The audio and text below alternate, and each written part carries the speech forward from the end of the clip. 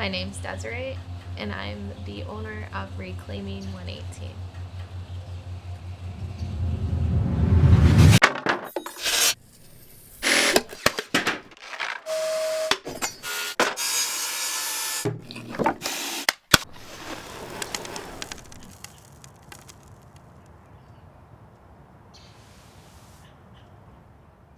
What I do is I take old pallets and I reclaim them into pieces of art. So I take trash and I turn it into treasure.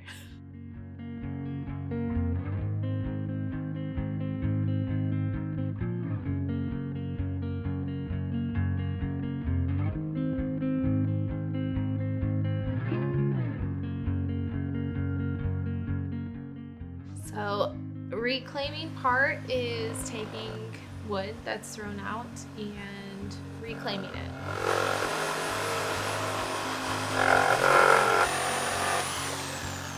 It's going from literally from a dumpster and getting turned into a piece of art. So we are reclaiming that wood.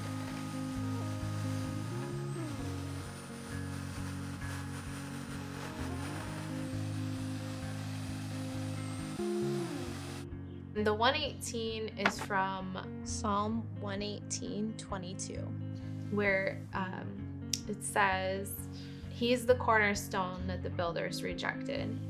And so, because I am using rejected materials, I felt like that Bible verse really related to my work, and I liked 18 better than 22.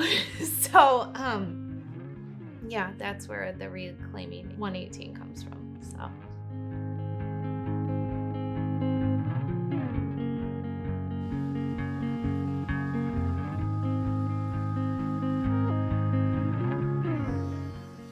When we were looking for a house here, we were looking for fixer-upper because that's what I love doing, and we couldn't find the house. So our realtors suggested a new build, and honestly, we were like, no, that's not like our thing, but it was our thing because of price.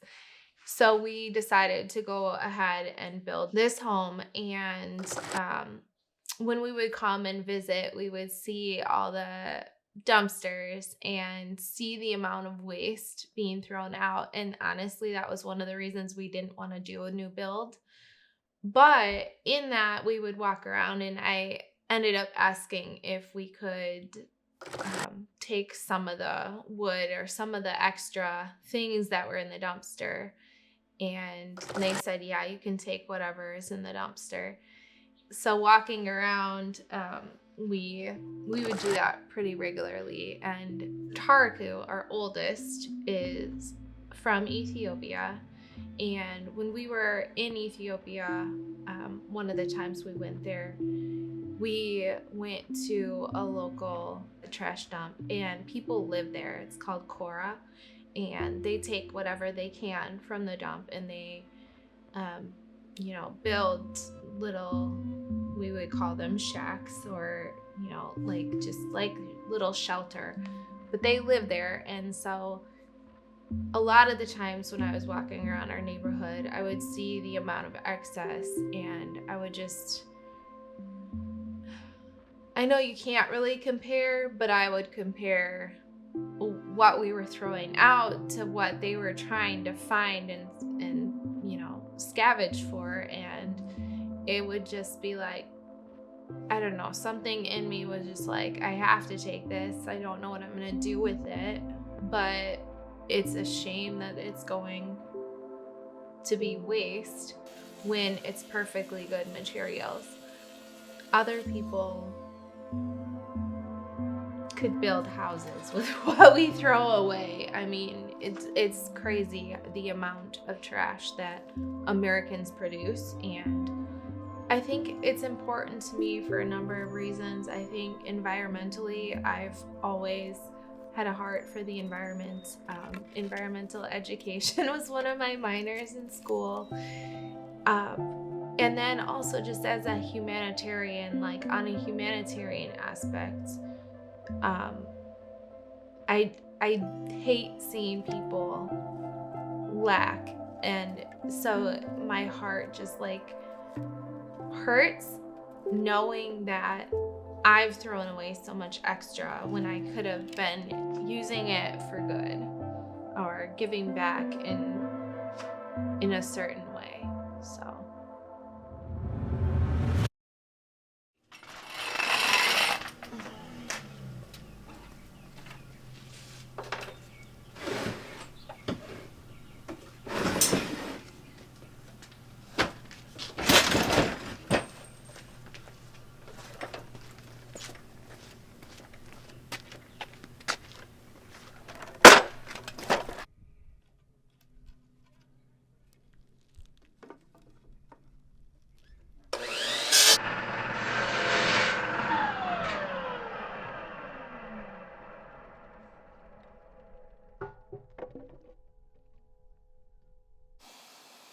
okay, so Reclaiming 118 got started again through a number of things that all kind of just lined up. We were in the pandemic. I didn't have any other materials to really use other than old pallets. And my husband had also gotten laid off. And so I wanted to like help our income a little bit by selling things that I made.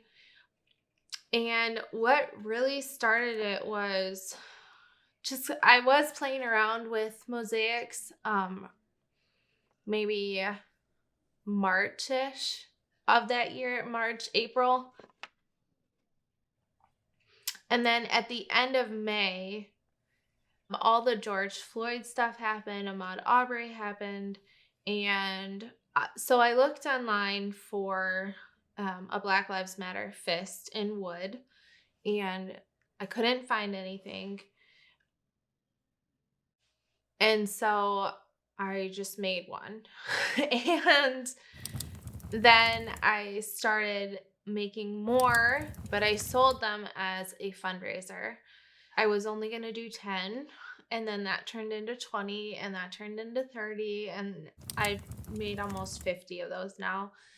However, as a white woman, I did not want to just sell Black Lives Matter's fists.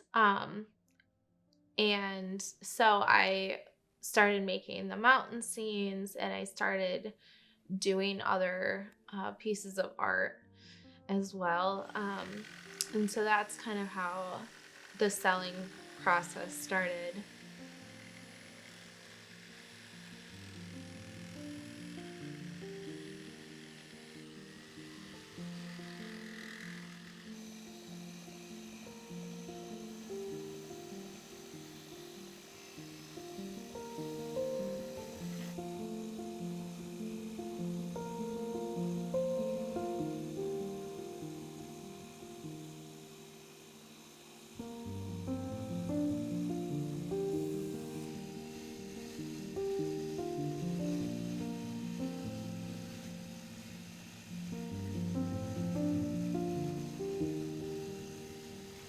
One of the reasons I started creating was just out of this place to heal. I get a lot of healing from doing what I do. The whole George Floyd, Ahmaud Arbery. I needed to create something. For me, it's every time I get to work in the garage, I feel like it's therapy. We have gone through a lot of stuff, not just during the pandemic, but prior to that as a family, and so creating has always helped me heal from a lot of the things we've gone through. As a family, we get to go to a lot of shows and art shows, and we've gotten to meet new people, and I think that has really helped us. It's actually gotten us back into the community a little bit more since being so sheltered from the pandemic. And also it shows my kids, what I'm capable of doing, and especially shows my daughter that, girls can be awesome and work with tools. And it shows my boys that, yeah, females can be empowering too. So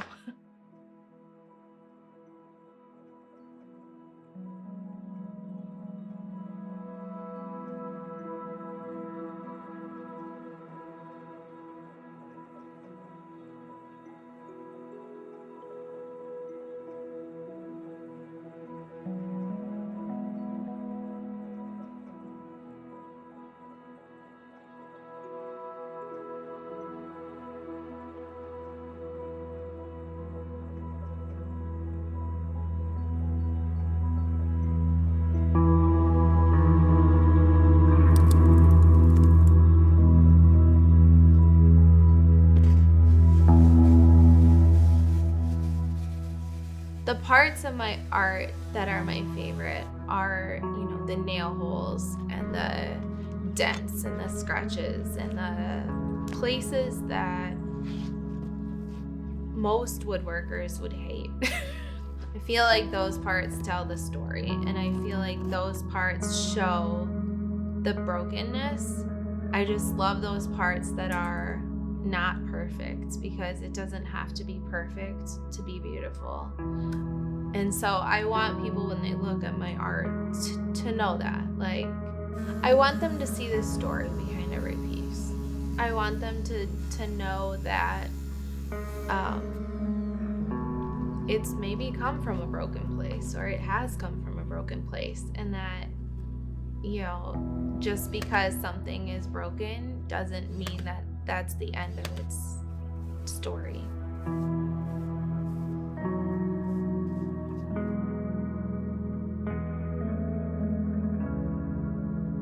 I'm not perfect. My kids aren't perfect. My family's not perfect. My story is not perfect. But that doesn't mean it's not beautiful, and that doesn't mean it's not worthy to tell.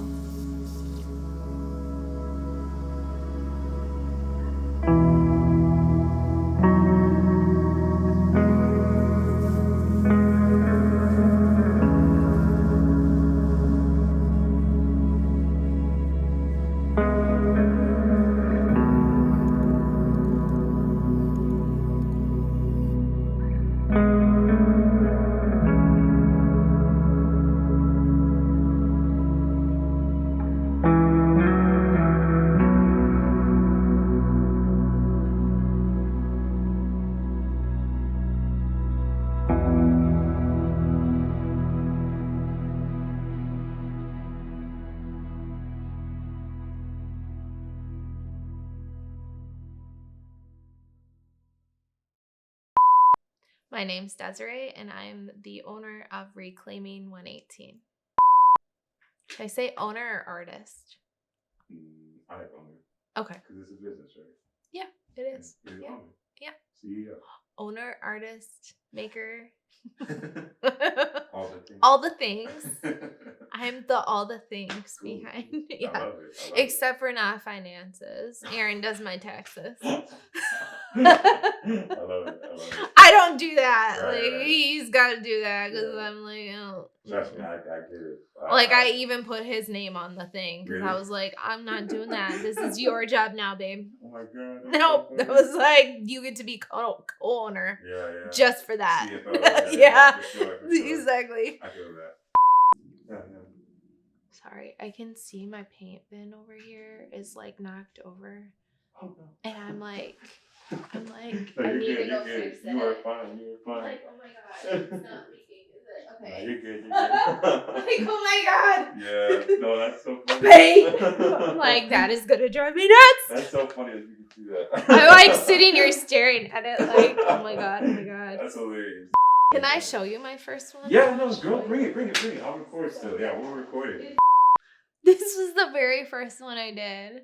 And I was like, how do they cut the pieces? It's like not even sanded down right. It's like, I mean, Will you ever reclaim that, you think? no. I'm going to keep it like this. It doesn't even have a frame on it because I didn't know how to frame. I had no idea what I was doing. No clue. And it's so like rough, which is like fine, but I was like this piece, I was like, how do they get them so small? And now I have like little pieces I work with. So it's just like funny. But I keep it on the wall to show myself like, look how far you've come. Like this, and I mean, I haven't been doing this for very long. So like you got to practice to make it look better.